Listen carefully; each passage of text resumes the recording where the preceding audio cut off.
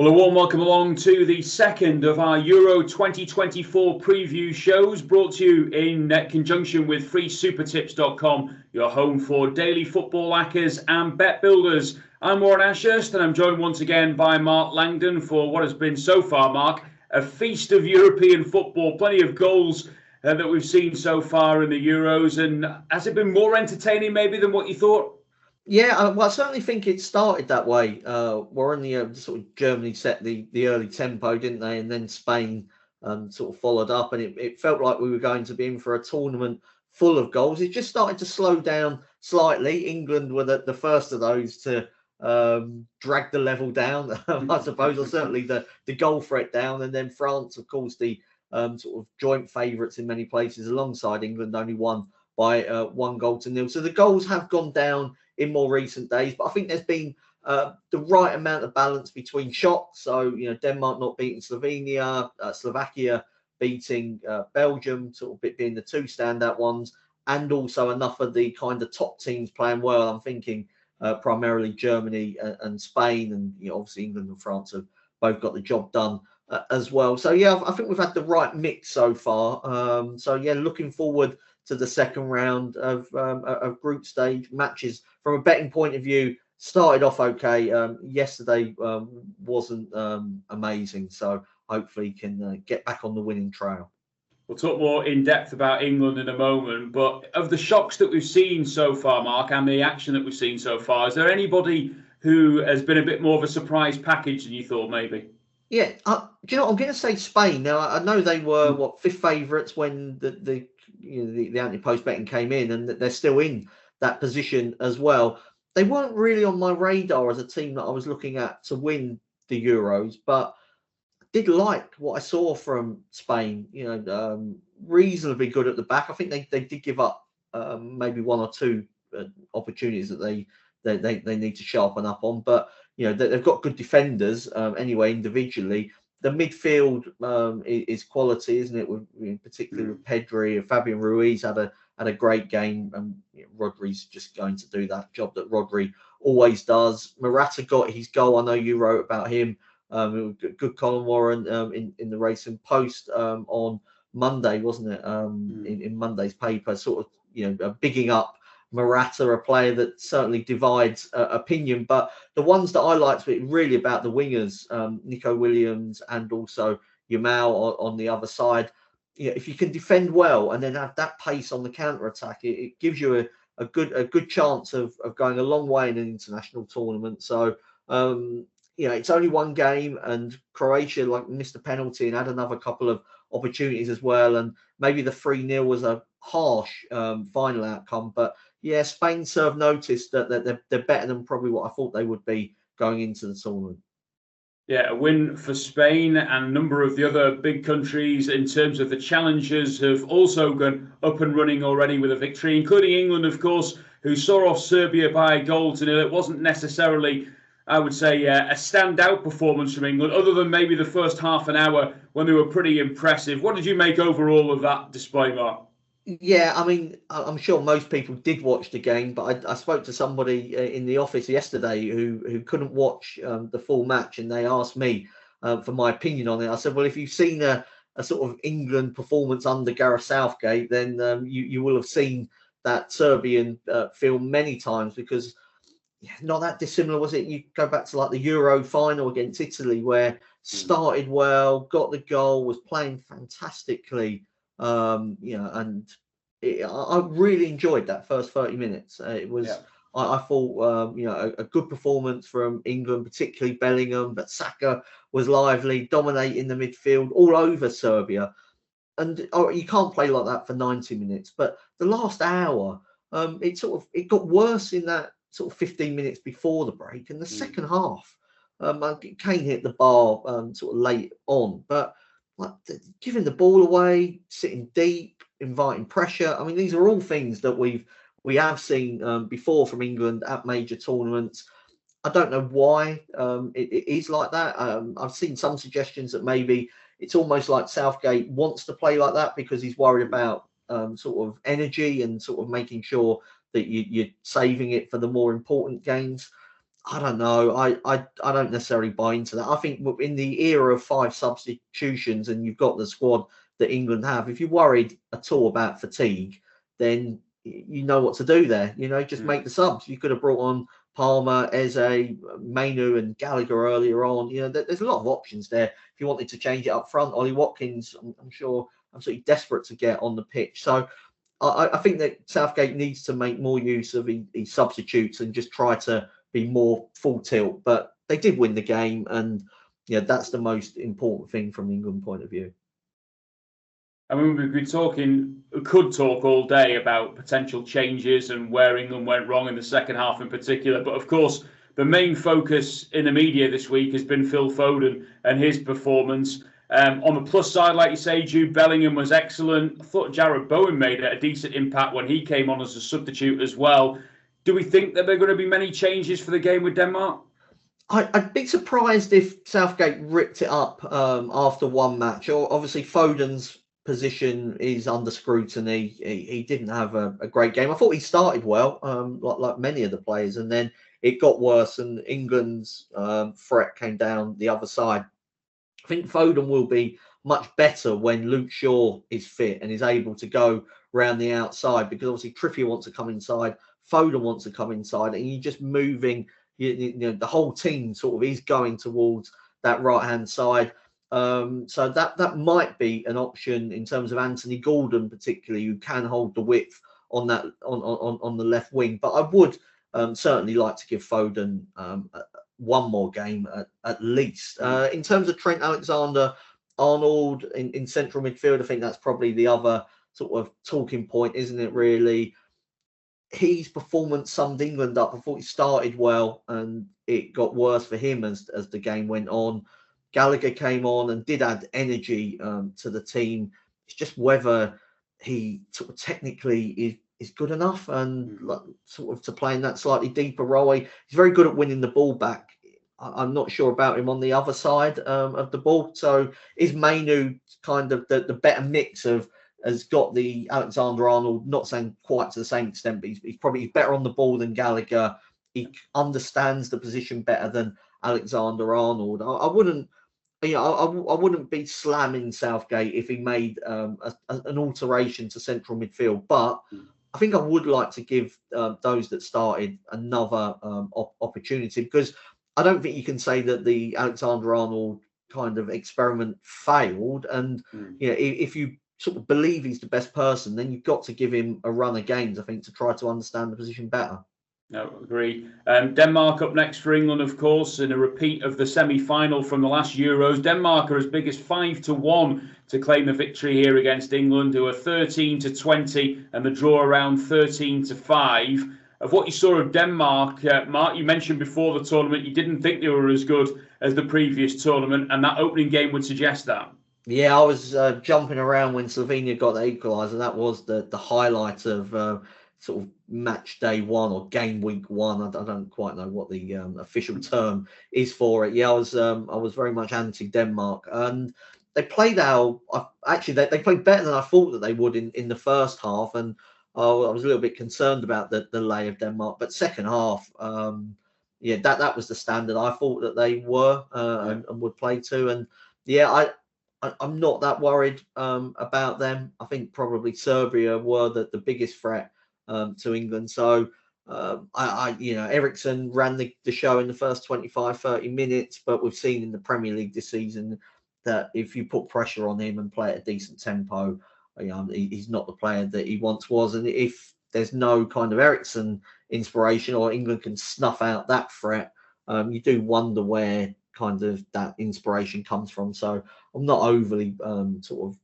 bothered by Denmark, and pressure's definitely on them, because they won't want to go into that Serbia game needing a win. But if they don't get anything from England, that's going to be the likely order of the day.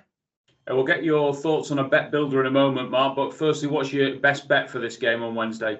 I'm going to go for England and under 3.5 goals. I can see it playing out pretty similar to the Serbian game. The draw could be seen as a fair result for both teams, because it keeps Denmark very much alive in the competition, and England will be definitely through, you would have thought, if they get to 4 points. And if you go back to the last couple of group stages, England did draw that middle game, didn't they, against US, and there was one against Scotland as well. And don't always sort of see England at their best in the kind of group stages, I think it's fair to say. But I'm not mad on Denmark, like I said. So I'm going to take an England win, albeit a pretty low scoring one. And there will be people looking at potential bet builders for Wednesday's match as well. Mark, what's your suggestion for this? Yeah, so the markets are only just forming. So, to sort of let the listeners and viewers in behind the curtain, we're doing this sort of just before we came on air. But I'm going to go for, in the both team to score market, I'm going for no. Because England and 0-0s, is a runner, I think, in this game. And whoever gets in front, I can see them just trying to shut the game down, but particularly England, who did that against Serbia. So I'll go for no on the both teams to score market. And then I've got 2 players to have a shot, not a shot on target, just to have a shot in the game. First of all, Alexander-Arnold. He had 3, 1 on target in that game against Serbia. So he was taking responsibility. That's not a surprise. I mean, he does like to have many shots. So I'll go for him to have a shot. And also Højbjerg for Denmark, played in a deeper role against Slovenia, but I'm expecting him to play sort of slightly further forward against England, because I actually feel like they might change their formation. They went with 2 strikers against Slovenia to try and get the win. I see them reverting to 1 up front, and that means Højbjerg will be released. He scored a few goals in qualifying, was an important player for them in sort of last Euros and also in the pre-tournament friendlies. He definitely usually gets forward more than we saw against Slovenia. And if Denmark, do sort of offer a more sort of try to be more defensive, I actually think that will release Højbjerg, if that makes sense, because they'll play with 1 less forward. So he's one to consider as well. So knowing the both teams to score, and then in players to have a shot, we'll go for Alexander-Arnold and also Højbjerg.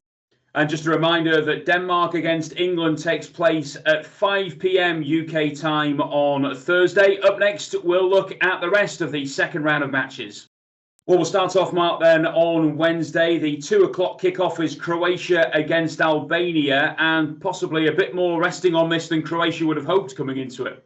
Yeah, absolutely. It will feel like a game they've definitely got to win. Obviously, goal difference took a battering against Spain, and I think that they will. I'm going to go for Croatia -1 on the Asian handicap. And I think the goal difference aspect is key here, because if you do finish with 3 points in the group, like, your goal difference needs to be as close to 0 as possible. Yeah. Sort of -1, certainly -2 becomes dodgy. So I think Croatia, I'm not saying they'll be getting the ball out of the net against Albania, but if they do go 1 up, I don't think they can just sit back and rest on their laurels. And I actually thought they were lucky to lose by such a wide margin against Spain anyway. And then you've got the added caveat that Spain might just be really good. You can look at the game state, and they were chasing it for a long time, but Croatia had more shots, they had more possession, and the same amount of shots on target. And Albania, did well up to a point against Italy, but I thought that they were, deserved to lose that game 2-1, and they were gifted their goal, inside 30 seconds and were behind sort of pretty soon afterwards. So, as long as Croatia don't start throwing balls into their own box and giving Albania 1-goal starts, I would expect Croatia to live up to their favourites tag here and win fairly well. Yeah, Croatia around about 9-20 to claim the victory. Albania 6-1, and it's 100-30 the draw. The 5 o'clock game on Wednesday sees the hosts back in action. Mightily impressive in their opening game. Germany take on Hungary. How do you see this one going, Mark? Yeah, I'm going to go for Germany to win and over 2.5 goals in this game. There's some real attacking verve from the Germans against Scotland. All the attackers looked in good shape, didn't they? Musiala and Wirtz and Kai Havertz, Gundogan. Hopefully he's not, his legs are okay after that horror tackle that won the penalty. Toni Kroos was running the show in midfield. So I thought that Germany, you can argue how good Scotland were, but I thought Germany were impressive. And then even when they're bringing on players off the bench, like Füllkrug, just like a man possessed when he comes on, and he really wants to show he should be in the starting 11. Hungary could do with something from this game after losing that opener 3-1 against Switzerland. They conceded 7 shots on target in that game as well, which is a concern for them. So I think you've got 2 ways of winning this one. Hungary got some decent forward options, so might be able to score a goal themselves. But Germany, the way that they're playing, might even fancy covering the line all on their own. Yeah, Germany, big favourites, as you might imagine, around 27 to 100 to claim the victory here. 17-2 Hungary, and it's 5-1 the draw.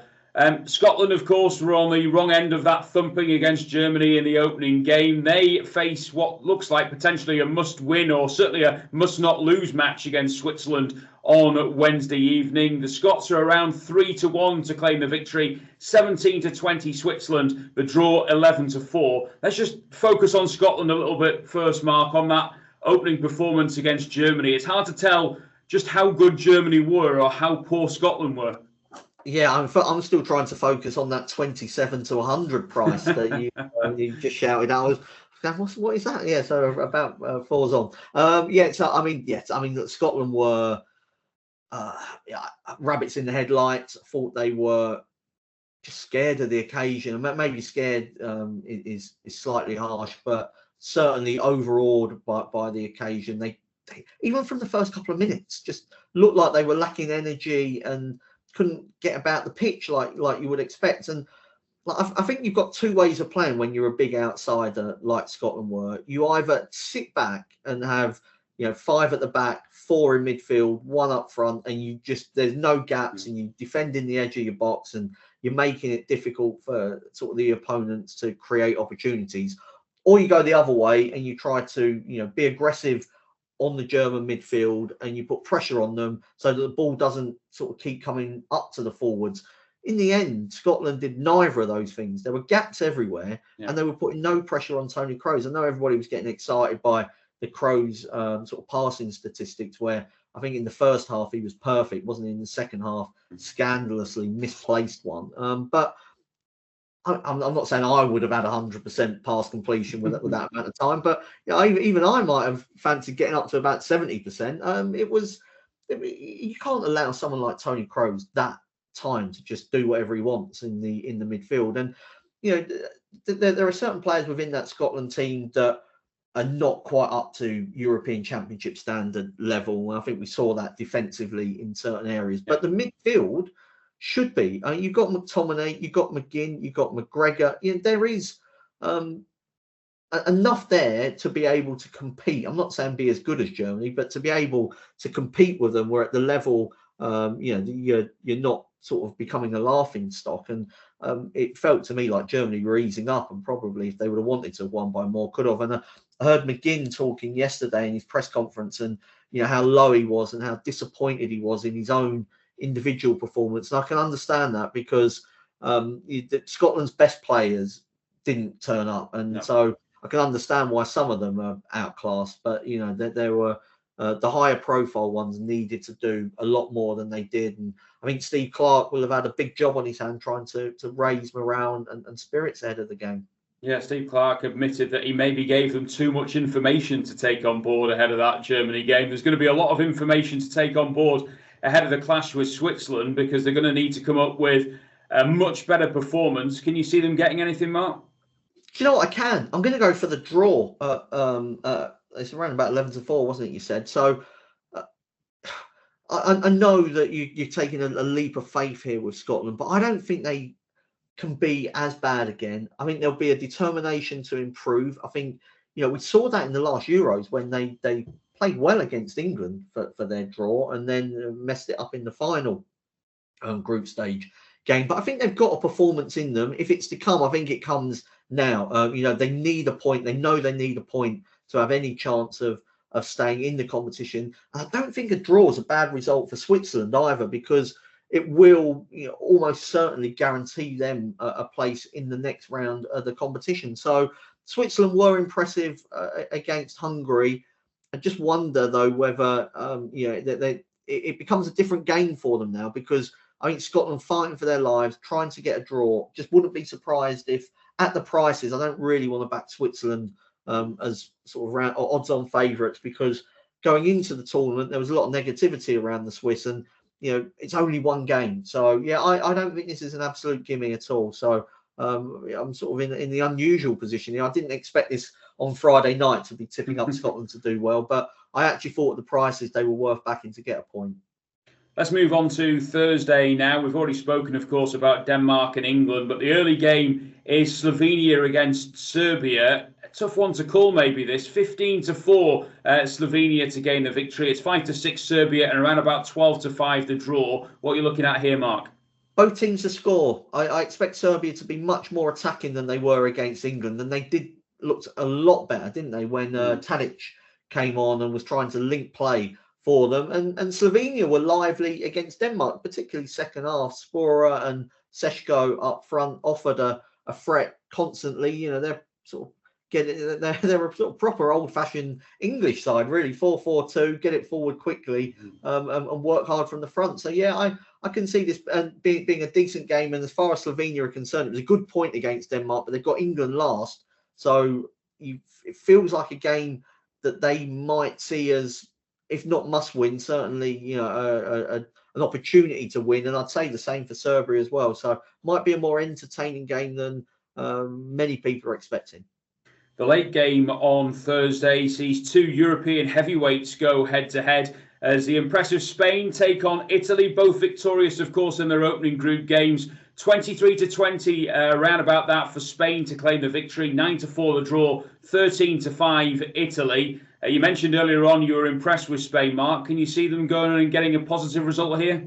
I'm going to go for the draw. I just think that it stands out. I mean, Simon Giles in the Racing Post, in the sort of Euros pullout guide, did a piece on the amount of draws there have been in the last two European Championship in the middle round of group stage matches. So there's been 9 draws in the last two Euros. I think it was a 5 in one and 4 in the other. And if you just back the draw blind, you ended up in profit. It's only 2 tournaments. I mean, you would want more evidence than that. But it does kind of make sense, doesn't it? Because for teams that have won, if you get 1 point, you're through in the way that the format is.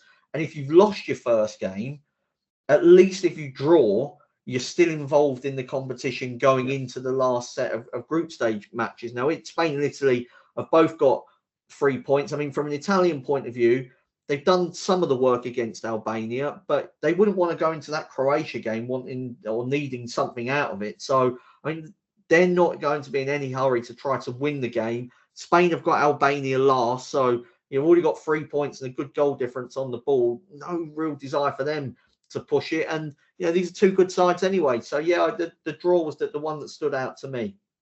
Let's move on to Friday now, and the opening game at 2 o'clock sees Slovakia against Ukraine. 13-5 at Slovakia, the draw around 23-10, 11-10 Ukraine, who were on the end of a bit of a hiding in their opening game, Mark. We didn't see that coming. Oh, no, my dark horses have gone the same way as many people's dark horses from 3 years ago when it was Turkey. No, it's an annoying start for Ukraine, because you put your reputation on the line with these dark horses, and they've absolutely just been smashed by Romania. I thought the 3-0 was harsh, because if you look at it, the first goal, amazing finish from Stanchu, and it comes from a goalkeeping sort of miss kick, and the second goal is also a goalkeeping error, and Lunin has played really well for Real Madrid. Sometimes these things just happen. I'm going to go for a draw in this game. Slovakia got the win against Belgium. I mean, Lukaku, every time I looked up, he had his head in his hands, whether he was missing a good chance or he was having one ruled out by VAR. So they rode their luck to win the game. Everyone loves a plucky underdog, but they gave up enough opportunities to not win that match. But now they've got 3 points on the board. A point would be a great result for them against Ukraine. And as far as Ukraine are concerned, they'll probably be feeling similar to Scotland, really, where they just feel like they need to sort of, just hang on, really, get a point, and then you at least take it to the last game. So sort of follows the same rules a few of these that I've gone for. But yeah, another draw. Yeah, Ukraine will probably be shaking their head at Lunin's performance, even more so than Manchester City fans who saw him flourish, of course, in the Champions League for Real Madrid. The middle game of the three on Friday sees Poland against Austria. Poland 3-1 to claim the victory in this game. The draw around 12-5, and Austria the favourites at 19-20. And Austria at times looked pretty impressive against France, Mark. Yeah, I think so. I mean, they've been well backed because, I mean, when I was sort of we were putting these sort of the price graphics together, Austria were odds against to win the game. Totally agree that they played well against France, lost to an own goal. Yeah, I think they'll win. I'm not mad on Poland. They didn't do too badly, I suppose, against Netherlands, but yeah, I like Austria here. Yeah, can't disagree with that and what we've seen so far. And then we've already mentioned arguably the game of the second round being Spain-Italy, but Netherlands against France will run it close. And that is the late game on Friday. 23-10 the Netherlands, around about 5-2 the draw, and 11-10 France. And what are your thoughts on this one, Mark? I'm going to go for a France win. Now, France have drifted slightly because there's a doubt over Kylian Mbappe's involvement, broke his nose and in that horrible clash right at the end of the game against Austria on Monday night. Look, you'd want Mbappe to be there, of course you would, but it's an area where they've got a lot of quality, France, and you saw that with Muani and Giroud coming on. So you'd rather Mbappe was there, but if he's not, and it ends up being, I don't know, Giroud through the middle, Thuram one side, and Ousmane Dembele the other, I still think that'll be too good against Netherlands, who you could argue played well against Poland. And I think when I was watching the game, I did think that was the case. But if you look at the stats, it was Poland took the XG was only 1.24 to 1.58, and on shots on target it was 7-4 to Poland, which I think watching the game I hadn't realised that, and it maybe suggests that they didn't control the game as well as you thought that they might do. And I thought their defence was vulnerable at times to a very limited Polish team. And France, with all that they've got, can definitely work the Dutch over. So I'll go for a France win.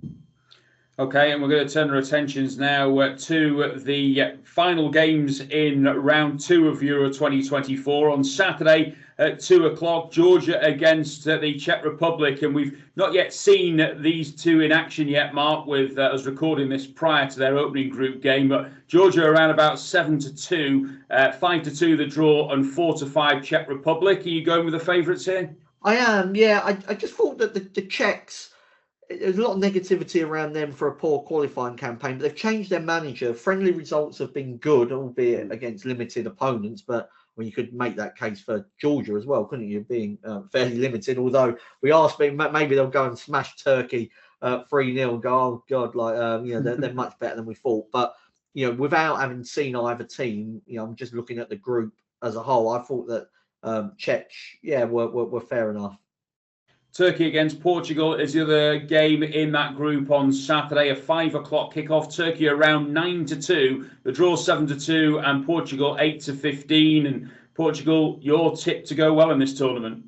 Yeah, I'm going to go for Portugal to win and over 2.5 goals. Turkey had a 0-0 with Italy recently, but if you have a look at some of their other results sort of this season, 3-2 win over Germany before the Germans sorted themselves out properly.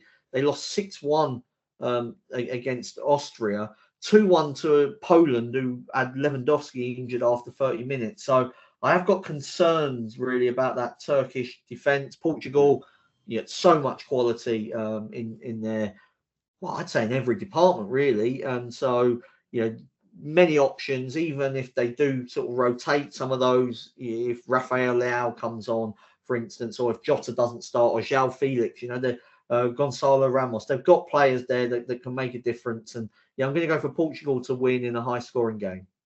Well, if we'd said to you a couple of weeks ago, or anybody, Belgium against Romania would see one team have lost their opening game, the other team win it, we certainly wouldn't have thought it would be Romania who will be sitting above Belgium in the table. But that's how it stands at the moment. Belgium 4-9, the draw 7-2. Romania as big as 6-1. What are you going with this, Mark?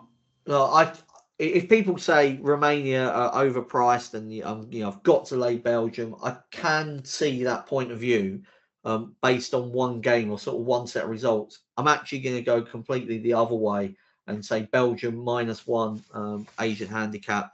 But I was anti-Romania at the start, and I just don't think you can, like, one result just can't make you change your mind completely. I've already said that the first goal is a brilliant finish from Stanchu, and the second one's a goalkeeping error. Like, those make a big difference in matches, because up until the point when Stanchu scored, like, Ukraine had about 70% possession, and it felt to me like they were sort of in the ascendancy and going to go on and win the game. And from the Belgian point of view, Lukaku's missed some unbelievable opportunities. He took some, but they were then ruled out for a close offside and a handball that was identified using a snicker meter, which was the first time we've seen one of them. Certainly, first time I've seen one of them in football. And I actually felt Belgium panicked, lost their shape. Tedesco just chucked on forward after forward after forward, and actually lost what they were trying to do. Yeah, I was anti-Romania at the start, and I just feel it's bad practice to completely abandon your faults after one game. So I might be wrong, but I'm going to go for Belgium -1 Asian handicap. Using Snicko, let's hope they don't turn to Duckworth Lewis later on in the tournament to decide who's going through. That's the look through then of the second round of Euro 2024 group matches. We're going to turn our attentions now to Mark's Accumulator and NAP for this second round of games. Let's start with the Accumulator, Mark. What's the selection here? Yeah, so Croatia to beat Albania. I thought Albania were given a real helping hand by Italy and still managed to lose the game. Croatia, never a team to write off. They lost their first game. They still created chances. Fancy them to bounce back well. Austria to beat Poland. This has been a long-term fancy of mine, really, for this sort of when the group stages came out, when the prices were out. Like, I always felt Austria were overpriced. I'm on Poland to finish bottom of the group, so just feel like I've got to follow that through with Austria to win the game. And then again, taking a long-term view rather than just what we saw yesterday, I'm going to go for Belgium to beat Romania. So it comes out about 7-2, that Croatia, Austria and Belgium treble. And the NAP, is that going to include one of those from the Accumulator? Yeah, it does. And it's Austria, who on another day might have got something against France, played with so much energy, were well coached by Ralf Rangnick. And Lewandowski didn't play for Poland against Netherlands on Sunday. So they're saying he might come back. But how fit can he be? If he's not available to play that game on the Sunday, is he going to be fully fit for the Friday and play at a high level? I would have my doubts as to whether he could do that. And while the stats say that Poland didn't do too badly in that game against the Netherlands, I mean, I can remember that Gakpo probably should have scored. Depay missed a golden opportunity, and Dumfries had a couple as well. So I think Austria, it sort of plays into a lot of my bets for this second round of matches, Austria v Poland. So Friday 5 o'clock. I won't want to be missing this one. Thanks to Mark for his thoughts then on the second round of matches. It's a goodbye from him and I. And don't forget, of course, to like, subscribe and comment. Plus, you should also check out the latest episode of The Sweet Spot if you're having a golf bet this week as well. Make sure that you take on board what the guys have had to say there off the back of the US Open, of course, at the weekend. And we'll be back on Sunday to preview the final round of group stage games at Euro 2024. Enjoy your football, and of course remember to please gamble responsibly.